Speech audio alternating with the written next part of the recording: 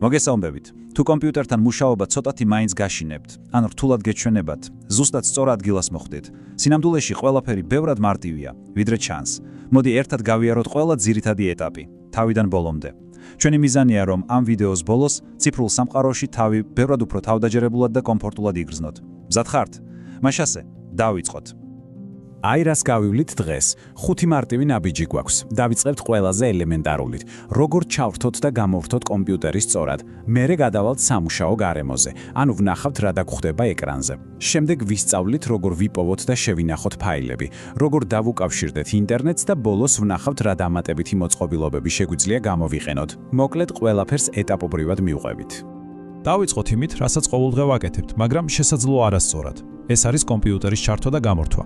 შეიძლება ფიქრობთ, ამას რაც ოდნა უნდაო, მაგრამ დამიჯერეთ, სწორად შესრულებული მოქმედება პირდაპირ კავშირშია თქვენი მოწყობილობის სიცოცხლის ხანგრძლივობასთან და თქვენი მონაცემების უსაფრთხოებასთან. ყველაფერი მართლა ძალიან მარტივია. პირველი ნაბიჯი რა თქმა უნდა ჩართვის ღილაკზე დაჭერაა. ამის შემდეგ უბრალოდ მიეცით კომპიუტერს დრო, რომ გამოფხიზლდეს და ჩატვირთოს თავისი მთავარი პროგრამა, ოპერაციული სისტემა. თუ პაროლი გიყენიათ, შეიყვანთ და ვსიო, მზად ხართ სამუშაოდ. მუშაობას რომ მორჩებით, მნიშვნელოვანია კომპიუტერს სწორად დაემშვიდობოთ. პირველ რიგში დახურეთ ყველა გახსნილი პროგრამა, რომ თქვენი ნამუშევარი არ დაკარგოს. შემდეგ მენიუდან აირჩიეთ გამორთვის ბრძანება და დაიმახსოვრეთ, ჩართვის ღილაკზე ხანგრძლივად დაჭერა მხოლოდ მაშინ შეიძლება, თუ კომპიუტერი გაიყინა და სხვა გზა აღარ არის. ხოდა, მთავარი იდეა ეს არის. სწორი გამორთვა უბრალოდ რაღაც ფორმალობა არ არის. ამით თქვენ პირველ რიგში თქვენს ფაილებს იცავთ დაზიანებისგან და მეორეც, ეხმარებით კომპიუტერს, რომ უფრო დიდხანს და გამართულად იმუშაოს. ასე რომ ეს რამდენიმე წამი ნამდვილად ღირს დაზოგილ ნერვებად და ფულად. კარგი კომპიუტერი ჩართულია ყველაფერი რიგზეა. ახლა რა ხდება? დროა ჩვენს ციფრულ სამუშაო მაგიდას გავეცნოთ. წარმოიდგინეთ, რომ ეს არის თქვენი პირადი სივრცე, სადაც ყველა თქვენი ინსტრუმენტი, ფაილი და დოკუმენტია განთავსებული. მოდი, ვნახოთ რა და როგორ. ამ ციფრულ მაგიდაზე რამდენიმე მთავარი რამ დაგხვდებათ. ეკრანს, რასაც ხედავთ, დესკტოპი ქვია. Start menu არის თქვენი კარებჭე ყველა პროგრამისკენ. ყველაფერი, რასაც გახსნით, ცალკე ფანჯარაში გამოჩნდება. თქვენი დოკუმენტები, სურათები, მუსიკა, ეს ყველაფერი ფაილებია, რომლებსაც წესრიგისთვის საქაღალდეებში, ანუ ციფრულ უჯრებში ალაგებთ. იმისთვის, რომ თქვენს ციფრულ მაგიდაზე ქაოსი არ იყოს, რამდენიმე მარტივი მოქმედება უნდა ვიცოდეთ. შეგიძლიათ შექმნათ ახალი საქაღალდეები, გადაიტანოთ ფაილები უბრალოდ მაუსის ერთი ადგილიდან მეორეზე გადათრევით, შეგიძლიათ გადაარქვათ სახელი, რომ ადვილად იპოვოთ და თუ რამე აღარ გჭირდებათ, წაშალოთ. და არ შეგეშინდეთ, წაშლილი ფაილი ეგრევე არ ქრება. ის ჯერ ნაგუს სურნაში ხდება და თუ შეგეშალათ, იქიდან მარტივად აღადგენთ. კარგი. ჩვენი ციფრული სივრცე უკვე მეტნაკლებად მოწესრიგებულია, მაგრამ რა აზრი აქვს წესრიგს თუ რამე რომ დაგჭირდეს ვერ ვიპოვეთ. მოდი ახლა ვისწავლოთ როგორ მოვძებნოთ ინფორმაციას სწრაფად და რაც მთავარია, როგორ შევინახოთ ის ისე, რომ არასდროს დაგვეკარბოს. სწრაფი ძიების მთავარი საიდუმლო სიზუსტეა. რაც უფრო კონკრეტულ სიტყვებს გამოიყენებთ, მით უკეთეს შედეგს მიიღებთ. ნუ დაწერეთ გრძელ წინადადებებს და გახსოვდეთ, რომ ძებნა შეგიძლიათ არა მხოლოდ Google-ში, არამედ თქვენს კომპიუტერშიც. და რაც ყველაზე მნიშვნელოვანია, ყოველთვის დაფიქრდით, რამდენად სანდოა ის წყარო, საიდანაც ინფორმაციას იღებთ. და აი ამ თემასთან ცოტა ხნით შევჩერდეთ.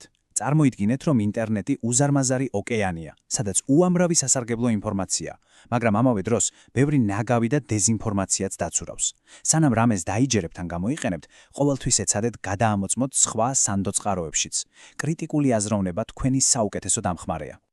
ნაპოვნი ინფორმაციის და თქვენი ნამუშევრის შენახვასაც თავისი ოქროს წესები აქვს. პირველი, დაარქვით ფაილს ისეთი სახელი, რომ თვეების შემდეგაც მიხვდეთ რა დევშიგნით. დოკუმენტი 1 და მსგავსი სახელები დავივიწყოთ. შექმენით ლოგიკური საქაღალდეები და რაც მთავარია თუ რამე ძალიან მნიშვნელოვანია, შეინახეთ მინიმუმ 2 სხვადასხვა ადგილას, მაგალითად, კომპიუტერშიც და ღრუბლოვან საცავშიც.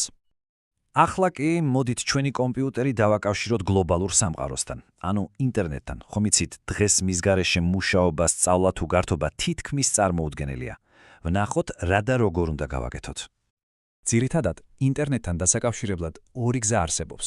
სადენით, ანუ ეთერნეტ კაბელით, რომელიც როგორც წესი უფრო სტაბილური და სწრაფია, და უსადენოთ, ანუ Wi-Fi-ით, რომელიც გაცილებით მოსახერხებელია და გადაადგილების თავისუფლებას გაძლევთ. არჩევანი თქვენს საჭიროებებზეა დამოკიდებულებული. Wi-Fi-სთან დაკავშირება საბედნიეროდ ძალიან მარტივი პროცესია. პირველ რიგში დარწმუნდით, რომ Wi-Fi ჩართული გაქვთ. შემდეგ იპოვეთ თქვენი ქსელის სახელი სიაში, დააჭირეთ, ჩაწერეთ პაროლი, თუ ის დაცულია და ვсё, თქვენ უკვე ონლაინ ხართ. და მოდი ვაღიაროთ. სტაბილური ინტერნეტი დღეს ჰაერივითაა საჭირო. სამუშაოდ, სასწავლად, მეგობრებთან ურთიერთობისთვის, ფილმების საყურებლად, ყველაფრისთვის. ეს უკვე დიდი ხანია ფუფუნება კი არა, ჩვენი ყოველდღიურობის აუცილებელი ნაწილი გახდა. და აი მივადექით ბოლო ნაწილს. მოდით ვნახოთ, როგორ გავხადოთ ჩვენი კომპიუტერი კიდევ უფრო ფუნქციური დამატებითი მოწყობილობების, ანუ როგორც ეძახიან პერიფერიების დახმარებით. ეს ის მოწყობილობებია, რომლებსაც ალბათ კარგად იცნობთ. პრინტერი დოკუმენტების და საბეჭდად, სკანერი პირიქით ქაღალდის ციფრულ ფორმატში გადასაყვანად, კლავიატურა და მაუსი რის გარეშეც კომპიუტერს ვერ მართავთ, ვებკამერა ვიდეოზარებისთვის და რა თქმა უნდა ყურსასმენები. მათი დაკავშირების რამდენიმე გზა არსებობს. ყველაზე გავრცელებული დღეს USB კაბელია, რომელიც თითქმის ყველაფერს უერთდება. თუმცა სულ უფრო პოპულარული ხდება უსადენო კავშირი, მაგალითად Bluetooth-ი, რომელიც დამეთანხმებით კაბელებისგან გვათავისუფლებს და ბევრად კომფორტულია. მოკლედ რომ შევაჯამოთ ყველაფერი, რაზეც დღეს ვისაუბრეთ, კომპიუტერის ჩართვიდან დაწყებული, პრინტერის მიერთებით დამთავრებული, არის ის ამბანი, ის საფუძველი, რასაც ციფრული წიგნიერება ჰქვია. ამ უნარების ცოდნა გაძლევთ თავდაჯერებულობას, რომ ტექნოლოგიურ სამყაროში თამამად იმოქმედოთ და არაფრის შეგეშინდეთ.